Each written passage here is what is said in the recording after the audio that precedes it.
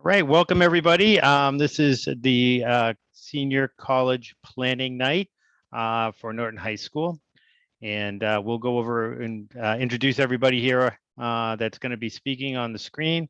But let me try to share my screen first and see if this works. There we go. So I said this is the fall 2021 senior college planning night.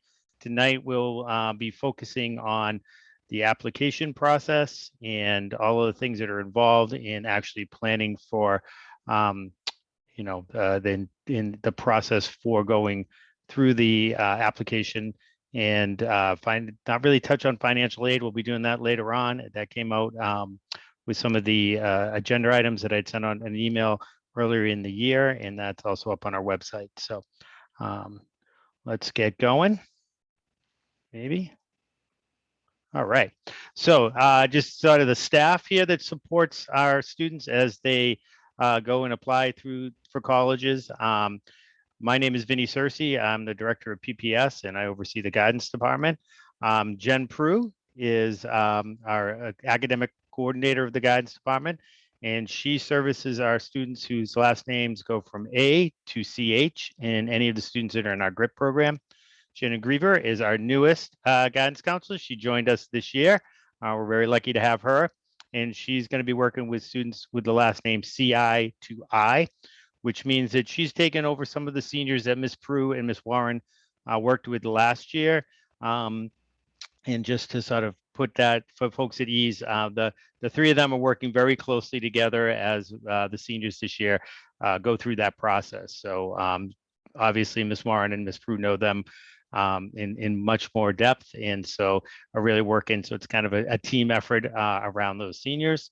And then talking about Miss Warren, she services the kids J to O, and helps with any of our students that are participating in dual enrollment. And then Kate Nesbitt is the last guidance counselor here, and she services students P to Z, anyone that's in the STEP program or anyone in our DHH Reads program. We also have a new school to career specialist, Heidi Kozli. Oh God, I'm gonna mess that name up. Kolisics. She has taken over for Miss Jester, for those who have worked with her in the past.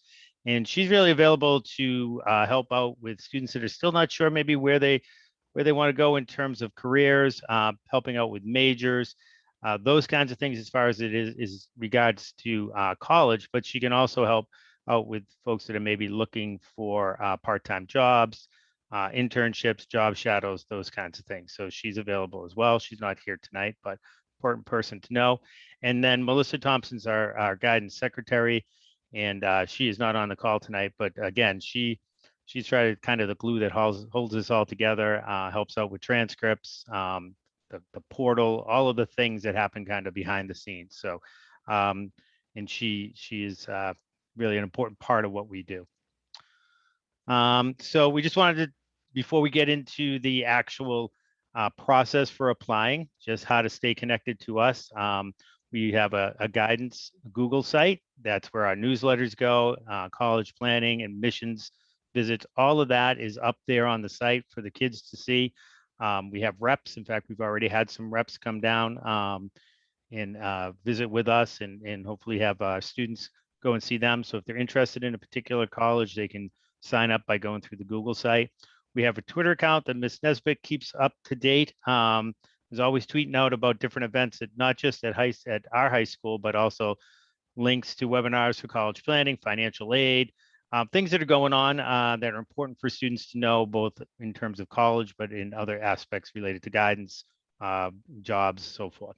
And always has helpful reminders about SATs, ACT, all of those kinds of things. So, those are really important. We also have the high school website. If you go there and you go into the departments, you'll see the guidance department. And in there, we have recordings of past webinars we've done, information. We have a college planning guide that really takes you step by step. It's pretty intense. So there's a lot of information there, but you can there's a lot of quick links. So if you're just looking for, I don't know, how to match or the Common App, you can click on that. Or I want to talk about a little bit about financial aid. How does that work? You can click on that link and it will take you right to that from the table of contents. So that's a really important and helpful guide that really soup to nuts covers everything. So Vinny, I'm going to jump in quick. Sorry. Yep, go ahead. So about the Google site, Ms. Nesbitt really put it together, and it's really important that the seniors get onto it and they bookmark it. The brag sheets on there, just all different forms that are going to be coming up their senior year, things that they really need to stay connected with and be on top of. That's how we're going to try to communicate a lot through them. I've emailed, and we'll get into it right now with the college rep visits, but the Google Forms, I've emailed them, but also those are all posted on there as well. So any updates and that sort of thing we're really trying to get an area where everything is really streamlined and somewhere where they can go to and get, I mean, even on the website, there's videos posted of Naviance and things that we've gone over in LLB. So it's a really good place for them to go and use. And just so folks know, the seniors, the guidance counselors have gone out, met with the seniors, doing seminars and so forth, and covered a lot of this already with them. So if we have seniors on right now, they've already heard a lot of this, but I think it's really important for families to hear it as well. So I do believe, Ms. Prue, you are up. Yep. So tomorrow, actually, we're going to have a senior assembly to go over the website again and really talk about the college rep visits. The rep visits, like I said, we're having college admissions reps come in on Wednesdays during lunch block. I've sent the email Google form. It's really easy, just saying that you're coming so we know. And they are meeting them down in the bubble. And also all of the forms will be under the rep visits tab on the website, which is there. And I'm going to send it out again to all the students. So hopefully they can bookmark it. And I know that the counselors have also put it underneath the link underneath their name. So when they send an email out, it's there also. So there's a couple different places that they can make sure that they can get access to it. One of the important things we've been trying to talk to the students about is that meeting with the admissions reps is really, really important. So today, for instance, we had St. Anselm's come, and there are a couple students that are intending to apply, but nobody signed up to go and visit the rep. A lot of times the reps are the people that are actually getting the application and reading it and either bringing the student to the committee to decide whether or not they're going to get in, or they may actually be the person themselves deciding whether or not your student's going to be accepted to college. So being able to come down to the bubble, sit with a rep, have a conversation. Now you've turned your application that's just paper, you're starting a conversation, you're starting a relationship with that rep. And it's really, really, really important. Even if the student has already applied and kind of already gone through the process, even if they just go down and say, hey, I've applied, I'm really excited, and maybe ask a question or two, get their little card that they have, maybe email them something, just keep that communication going, especially if it's one of their top choices. It's really, really important. So that's one thing we're going to try to impress upon them tomorrow. Just so you know, Stonehill College is coming, Boston College is coming, Emmanuel and Bryant. And I plan on reaching out to other colleges that, students have really shown an interest in, but it's going to be really hard to have college reps come in to the high school if students aren't signing up. So that's just something to be aware of. We should also note when we say the bubble, we're referencing the conference room in the guidance office. Yes, so sorry. If some of you were like, what is the bubble? We just say it like everyone knows, but it's a conference room. Sorry. Yes. No. We're not wrapping anybody in. Cellophane. All right, moving on. So we did, like Mr. Searcy said, we have gone into the LLBs and we've really gone over basically everything we're kind of going over now with them, more in a condensed version. They will get the email sent out to them. And again, this will be posted and everything will be on the school website and on the student website. So there's access points to all this information. And then we're also calling down the seniors now and having individual conversations with them and making sure everything's all set.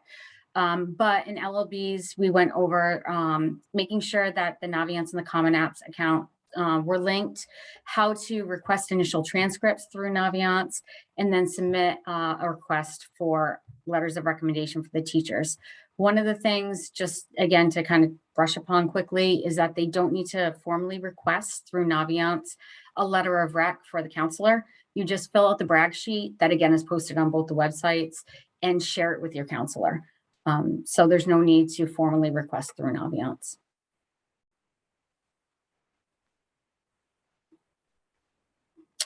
So again, a couple long lists. There's this one and then the next slide also. So things to do, and like Mr. Cersey said, we do have a very in-depth kind of packet to go through things that seniors should do, but this is again a condensed version. So register for Naviance, which all students have already. Add colleges to Naviance under colleges I'm applying to with the deadline, and that's really important, making sure that deadline is accurate, because that's what the counselors go by on when to submit the student's information.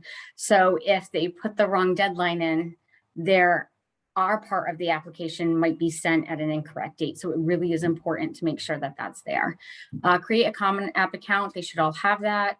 Again, adding different things. The FERPA waiver we went over, the brag sheet, letters of rec.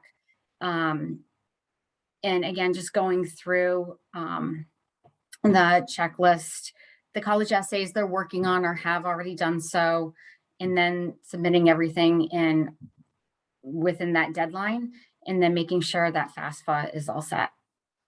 One of the things, sorry, I just want to touch briefly on is the College Board and the ACT requesting those test scores. If you haven't done some already, making sure that that is all set. Typically, I think it's like a 2 to 4 week window it takes them to get the scores sent to the school. So if you have I don't know, December 15th date, and on December 10th, you go, oh my goodness, I didn't send my SAT scores, they're not going to get there in time. And they do have a rush order, but a lot of schools won't take the rush order, and it'll say right on the school, we do not take the rush order. So it's the student's responsibility, the family's responsibility to send the scores. We don't do that. So it really is important, again, to be on top of the deadlines and when everything is supposed to be in. Did you want to just touch a little bit more about the FERPA waiver, what that means, so parents understand and what it can do if you don't sign it? So FERPA is the students are waiving essentially the right to read the letters of rec before we send them out. And typically everybody does it, and it shows that you have confidence in your letters of recommendation and your recommenders. When you don't sign the FERPA, when you don't waive your right, that's when colleges actually tend to question about, well, why don't you have confidence in those letters? What are you trying to hide? Like if you need to read the letter of rec before it gets sent, are you looking for something specific? And again, like I've talked to the students before, if you go to a teacher and ask for a letter of rec, they're not required to say, okay, yes, I'll write a letter. If they're uncomfortable with it and they don't feel that they can write you a good letter of recommendation, they're going to say in a very nice way, you know, maybe you should ask somebody else, or is there somebody who knows you a little bit better, that sort of thing. So we're never going to purposely send a letter that has, you know, information in it that's going to put you in a bad light. But that FERPA waiver shows that you have confidence in your letters of recommendation and that you don't need to read them before. Thanks. So again, this just goes through those application components and what is required from the student and the family and that sort of thing. So the application, the Common App or institution specific application, that's the student end. Letters of recommendation, again, the student needs to go get it. The standardized test scores, student and family need to send those. College essay, the student, the application fee, student or family. And sometimes there are, you know, if you apply by a certain date, you'll get that waived, the application fee. So just again, be aware of those dates and that sort of thing. When students go into Naviance, they automatically request the initial transcript, which is the one we send for everybody. We don't automatically send first quarter grades. The initial transcript goes from the freshman year to their junior year. And that's the one that we send out again with everyone. First quarter grades, not every school requires it. So we only send it out if a student comes to us and says, hey, my college is asking for this. Can you send it? And then we'll do that for them. And again, that's making sure that communication is there. And then the FAFSA or the CSS profile. And again, that's the student or family. And again, another thing that we talked about with the students is the difference between early decision and early action. One of the huge differences is early decision is binding. So typically you're not allowed to apply early decision to a number of schools because it is, if you apply and you get accepted, no matter what the financial aid package is, you are going and you are committed there, and it's legally binding. So that is one thing that I know in LLBs we went over, because we did do a survey with students and there was a number of students that said they were applying early decision. So I don't think they really understood that. So we went back over it and explained it. I think they were thinking more of early action, where you have those earlier deadlines. It's not binding. You get in all of your application information and you tend to get an acceptance earlier. And then there's the regular decision and then rolling. Rolling, I will say, I've talked to, I know my students about rolling.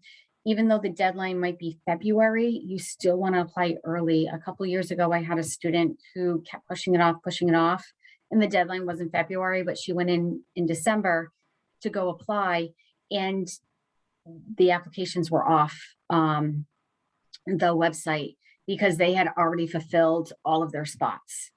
So that's one of the issues with rolling. It may go right up until the end, or it may end earlier. So you just have to be aware of that. And I just wanted to stress again, early decision, that has to be your number one school. You do not, we've heard a number of stories over the years of students who have applied early decision to more than one institution. They do kind of talk to each other. And again, we've heard stories where both, they've applied to two different colleges and they've both been accepted and they've both rescinded. So then they had no place to go. So you really have to know that's the number one school. It doesn't matter what financial aid or anything else. That's where I'm going if I get accepted. And then again, just having the 3 different types of schools that they're applying to: reach, match, and safety. So reach is that you fall below the average of that freshman. And in Naviance, you can see where you fall. There's the scattergrams and different charts where you can see based on previous years where you would fall. So it's a good visual for students to go and see if it's a reach, match, or safety. Match is you fall within the average, and then safety is you're well above. So chances are you most certainly would be accepted. So it's good to have a variety. And I think this year it's really important to have a variety, because some of those scattergrams, because of COVID and not having international students and so forth that have been coming, those are not maybe as accurate as they've been in the past, because the admissions process has been a little different the last few years. So I think you really want to make sure you have a reach, match, and safety schools. All right, so I'm Shannon Griever, and I'm going to go over some information about the Common App, which is one of the main components of an application. So for the Common App, by now, hopefully most seniors will have at least made an account. You can just Google Common App and it will take you right to that website. The most important thing is, when creating an account, to make sure that you use a personal email and not the school email. Just in case you ever need to access it in the future, the school email gets disabled sometime after graduation. So to be on the safe side, go ahead and use the personal email. And on this picture here, this is an example of kind of what the Common App homepage looks like. So there's going to be a few different components there.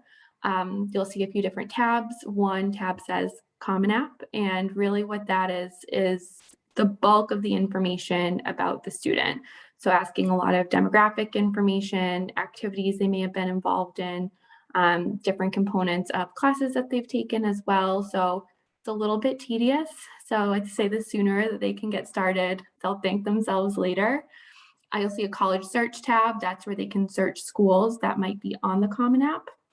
If a school does not come up on there, that is indicative that the school likely has their own application on their own website that you can go to. And then it will keep track of all of the schools that you're applying to on the Common App right on the homepage there. And then again, to talk a little bit more about FERPA, just because two of the major components of college applications are Naviance and the Common App. So the Common App is the application that the students will send for the most part. And then Naviance is how we send transcripts, recommendation letters, and by matching these two accounts, it allows them to kind of be linked up and have a complete application. So in order to match them, what you will need to do is complete the FERPA waiver. So like Mrs. Prue said, it really is showing, a level of confidence if you waive your rights to read those letters first, level of confidence in who you've chosen to write the letters for you. And also for the schools, I do think, that way they know that there's no influence over what was said and all of these great things were said about your student because they are true. So you can find that on the Common App. You just have to do it for one school. You'll just click a school. You'll see a section that says recommenders in FERPA, and you can go through that there. And it's very important, might sound a little silly, but you want to make sure your Common App looks good. And that involves, capitalization, punctuation, and grammar. Taking the time to, really read through it again, because again, it is tedious. So they might be like in the zone and not necessarily going back and proofreading. Give it a good read before you send it in, because that can make a difference. And I think it's important to stress legal names. Yes. To use your legal name when you're filling out any of these materials. And then again, the goal after filling out that FERPA form is to then match the Common App and Naviance together so the two can communicate. We did go over this in LLB, and we did send out the presentation to the seniors. So in there is a video that kind of walks them through the process as well. And I believe it's also up on our website. Yes. But just a little overview on how to do it. So number one, create the Common App. You do want to make sure that you fill out your current high school. So you want to make sure that you indicate Norton High School. You want to add at least one college to the My Colleges list that you're applying to. Complete the FERPA waiver. And then you want to log into Naviance. And at the top, you will see a colleges tab. You can hit that. There will be a colleges I'm applying to section. And then you'll see a big red banner that says match accounts. And then you click that and the two should be linked after that.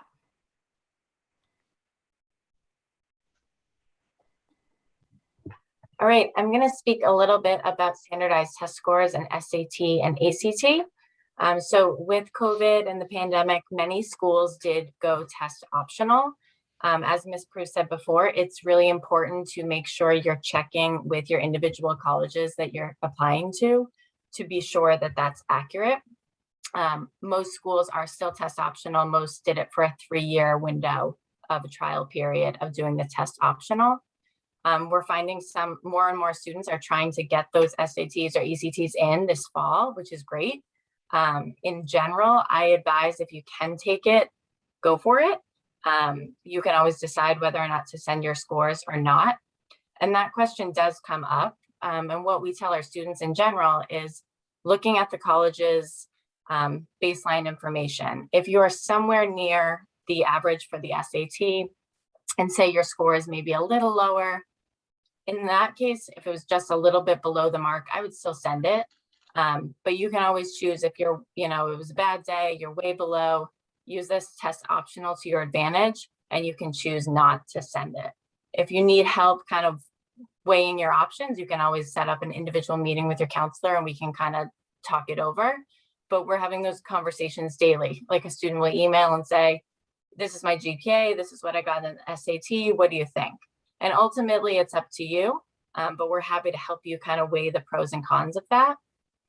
If you are taking the SAT or the ACT, there's a window. If you add some of the schools that you're thinking of applying to before the test date or 9 days within that test date, you can get 4 scores sent for free, which is great. Anyway, you can save money. And then the ACT has a similar process as well. So if you do it within the testing window, you can get some of those test scores sent for free. And again, like Ms. Prue said, it's just important to be mindful of your deadlines. So if you were thinking of taking the November SAT and you know you have a November 15th early action deadline, chances are they might not be there in time. So it's really about doing your research with your individual school to check those deadlines, to see. Some schools will say you can send us an unofficial report while you're waiting for the official report. Some, as Ms. Prue said, will say, no, we need everything. But I think in general, a lot of schools are accommodating and they understand, especially with everything going on with COVID and people trying to catch up. Most schools will be accommodating, but you really got to do your research with the individual schools. Can I just jump in quick?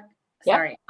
One of the other things to be cognizant of is that if the school is test optional, but the program that you're applying to may actually require it. So for instance, I had somebody today, they were applying to a school is completely test optional, but the nursing program itself requires the SAT. So that's something, again, just to be cognizant of that, you know, you're looking for those things.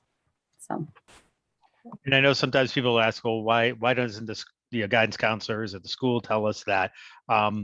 There's, as you know, thousands upon thousands of colleges, and some of this stuff changes year to year. So we really have to stress that this is your application process. We need you to kind of follow up on those kinds of things. We'll give you the information. Some of the colleges we do know, we work with them quite a bit, but you know, there's a lot of colleges and a lot of places that people are applying to. So really follow up, check the website. If you can't find it, you're not sure, call. You know, pick up the phone and give them a call. They're there. They're happy to help you out. Okay. So here are just some of the upcoming test dates. And as I mentioned, like that November test date, if you're thinking early action, just to plan accordingly. And there's also the ACT dates there as well. And if you are a student that has a 504 plan or an IEP and you want your accommodations for those, you really need to reach out to me, or your guidance counselors can then reach out to me. There's a whole process that I have to go through in terms of getting those accommodations for the standardized tests. So please, you know, again, let me know if you're planning on taking November 6th test and you're one of those students. That's going to be tight. I'm not sure they're going to process it in time, but I'll do my best to get that done. So reach out to me ASAP. And then just to recap, like we said, many schools have gone test optional, but you're just really want to do your research and be sure that you're accurate in what your school is looking for in your program. Like Ms. Prue said, if you're going for a specific nursing program, engineering program, they might have separate requirements. And like Mr. Searcy said, don't be afraid to pick up the phone. A lot of times that's how I get a really fast answer if I'm not sure about something. They have interns kind of manning those phones frequently, so I can usually get an answer pretty quick. So don't be afraid to use the telephone.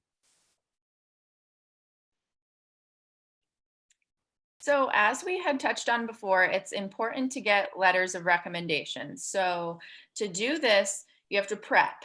So give your recommenders at least 2 to 3 weeks notice so they have ample amount of time to write you a thoughtful letter. So especially with teachers, this isn't mandatory for them to do. They're doing it because you have been a positive student in their class, in their club, playing a sport with them, and they want to support you in applying to college. So giving them as much notice as possible is ideal. So it's important to see how many letters your colleges will accept. So some of them have a mandatory minimum, some of them don't. Some of them have a maximum, some don't. but you can find all of this on Naviance. If you have issues trying to find the numbers, just ask your counselor. Because if they have a maximum of 2 and you have 3 letters coming in from teachers, they're only going to take the first 2 that were submitted. So they're missing out on that 3rd letter. So being mindful of who you want to send letters where. Then start by having a face-to-face conversation with your teacher and ask them for a letter of recommendation. So then when you go into Naviance to request it, they'll be expecting that. So it's important to talk first and not just send them a random request, because some teachers have a separate brag sheet from what guidance offers that they would like filled out. So just know that you should communicate with them. And then if you would like your guidance counselor to write a letter, which also could be a mandatory piece of your application, you can find that on Naviance. You need to fill out the senior brag sheet, which we could either share with you if you can't find it on our website, but it's very easy to find there. And then once you've completed it, sharing it back with your counselor so they can add you to the list of students they're writing letters for. And I know for my students, I go by the date the student sends it to me, they're top on my list, and then I work my way down. So that's why we want you to be mindful of your deadlines so we can get it in by when you need it.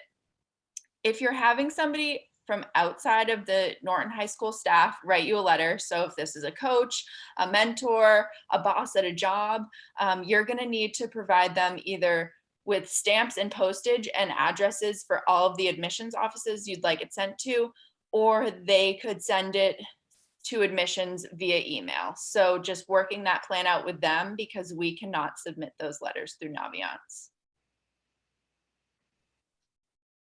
And then on this slide, it has a link to a video tutorial on how to request letters of recommendation in Naviance. This was shown in the majority of senior LLBs, so they should be familiar with this. But it's a very quick video, step-by-step directions, so you won't get lost. So these are just the directions written out step by step. You can see the image on the right is how it will look in your Naviance account. So you would move through the colleges tab, apply to college, letters of recommendation. You're looking to add a request. So once you hit that button, it will look very similar to what is on the right. So there's a drop down of every teacher at Norton High School. So you select who you're looking for. Then step 2 is selecting which colleges this request is for. So you can choose specific colleges, or you can do all current and future colleges. I usually suggest all current and future ones, because if you add a college down the line, it's automatically going to apply there. And then 3, just put in a personal note thanking them for taking the time to write a letter of recommendation for you. And then you hit submit, and it will save to your Naviance account, and then your teacher will get a notification on their end so they can upload and send your letter. And I would also say sometimes students ask, we'll ask a teacher like last June, right? And now they're sending the request. There's a lot of emails that come in. If you've sent a request, maybe follow up with an email. Hey, hi, I just sent my request from Naviance. Remember you talked to me, I talked to you in June or beginning of the school year. I just wanted to let you know and thank you again. Something like that sort of keeps them looking for your Naviance email to come through. And then so after you've submitted all of the requests in Naviance, it will show you this screen. So it'll list out every college that you're applying to, how many letters are required for them, and how many are allowed. So as you could see here, this person requested 3 letters, and those will all be sent. And you can review the status. So if it just says requested, that means your teacher hasn't submitted your letter yet. If it says in progress, that means your teacher did submit it. And now the admissions offices need to go into their side of the portal and pull it over into your application file. So it's a good way to just check up on the progress, make sure that things are getting sent by your deadlines. and then seeing what recommenders are. Is that Sorry. showing up? Sorry, my computer just was spazzing. Oh, okay. But Sorry. okay. And I think I just skipped it. Did you? No, I'm good. You're good? Yeah. Okay. So, actually, we had a question about letters. So I'm going to answer that before we move on. Or have you guys answered that? If a letter of recommendation is not required for admission, but becomes required for a subsequent scholarship or cohort program, does the request have to go through Naviance? I don't think so, because if I'm understanding the question, if it's like a different scholarship, then we would probably have to send it to wherever that scholarship is coming from. Unless it's a merit scholarship, and then that they would have that letter anyway. Well, no, I guess they would if it's not required. I think that would be sort of dependent on the scholarship and the situation. Usually scholarships will outline where they would like letters of recommendation sent from. They usually have Right. their own portal. So I would say it doesn't have Yeah, anything I to wouldn't do say with most of the Naviance. time. Right. Okay. All right. So for anybody who's planning on Division I or Division II, is an athlete, or at least trying to get into a Division I or Division II school, and you want to play there, you must register with the NCAA. There is the eligibility center, and there's two things. One, you have to create an account, and once you've created an account, it's going to send me a request for your transcript, so I can provide your transcript. Typically, a lot of times this has already been done in junior year, but if you're doing it now, I'll send the transcript as it is now. And then what will happen is in the spring, after you graduate, I'll also send your final transcript. The one thing you have to remember is that they also require SAT or ACT scores. I cannot, or we cannot send those. When you go in to the SAT and you're going to pick which colleges you are going to send your SAT scores to, for example, you can also pick to send it to the NCAA portal. It's actually one of the drop downs on that site. So again, you have to send that directly. I do ask, if you're planning on going through the portal, to please send me an email. Most of the time, NCAA, the portal is really good. It automatically sends it to me, but every once in a while, I do not get a notification from them. So please just let me know, send it right to my email, and I will get that uploaded for you. And if you have any questions on how to do that, please reach out. It's pretty simple, but I can help you out with that as well. As we kind of already talked about, we have a school to career services program, and we do a lot of different things there. They can help you with resume writing, cover letters, those kinds of things, both in terms of jobs maybe you're applying to now, but also some colleges do require a resume to be put together. Or if there's a internships or something like that you're going to be looking to do, it just helps you through that. They can help you through that process. As I said, we have a number of local businesses that reach out to us and are looking for help, especially this year. I know there's a lot of places that reached out. So if you're looking for a part-time job, you can go see her down at she's in the Bubble. That's where her office is. So feel free to go in there. They can help out with interview. She can help out with interview prep, both for like if you're going to go in and do an interview with the college, but also just go in and interview for a position. She works with, this is all written around internships, and she can do what's the word I'm looking for? Sorry, I'm blanking here. Job shadows as well. So go down there, see her. She has lots of things to offer. So is there any questions that we did not cover? Whoops. If you want to put them in the Q&A. I think I just want to note too, this might seem like a lot of information, but all the students are at a different point in this process. And a lot of times, to give credit to many of the students who have already completed the majority of the things we've talked about. So right. While you as a parent might be overwhelmed, your student might be like on the ball. So just check in with them and use this as a conversation to start making plans for the future. And for students that are still getting going, just starting the brag sheet, that's okay too. But a lot of the students have done a lot of this work already, which is great.